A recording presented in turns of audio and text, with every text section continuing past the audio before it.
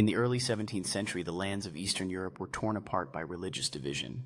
The Church of the East and the Church of the West were split, and hearts that once prayed together now stood divided. But amidst the chaos, God raised a man of peace, a man whose heart burned with love for unity. Saint Josaphat Kuntsevych, the martyr of union.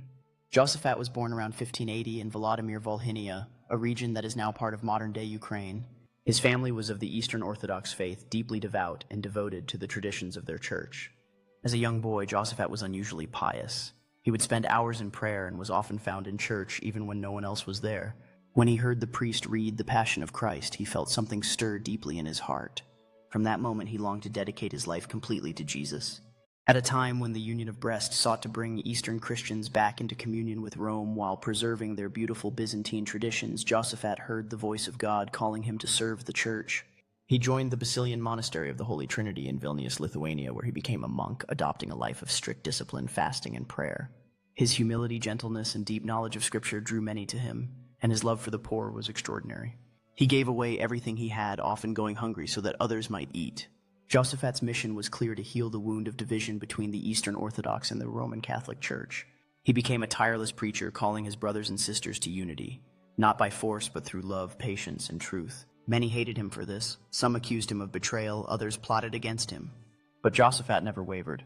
He once said, "People say I am trying to win back souls for Rome, but I am only trying to lead them to..." In 1623, when St. Josaphat was serving as Archbishop of Polotsk, his enemies conspired to destroy him. One day, an angry mob stormed his residence. Instead of fleeing, Josaphat calmly stepped outside and said, "My children, if you have anything against me, here I am. But please do not harm anyone else." His words only enraged them more. They struck him with clubs, shot him, and threw his body into the river. Days later, his body was miraculously recovered, still radiant with peace.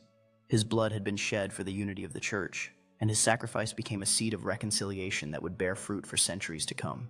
St. Josaphat was canonized in 1867 by Pope Pius X and is remembered as the first saint of the Eastern Church, canonized after the Great Schism. His body now rests in St. Peter's Basilica in Rome, near the tomb of St. Peter himself. He is the patron saint of unity, a shining reminder that true faith is not about division or pride, but about love that gives itself completely. St. Josaphat's life echoes through time, reminding us that peace and unity come only through sacrifice. His courage, his prayer, and his unwavering love for Christ make him a saint for our times, when division, hatred, and misunderstanding still plague humanity. He teaches us, if we are not ready to suffer for truth, we do not truly love it. May his example inspire us all.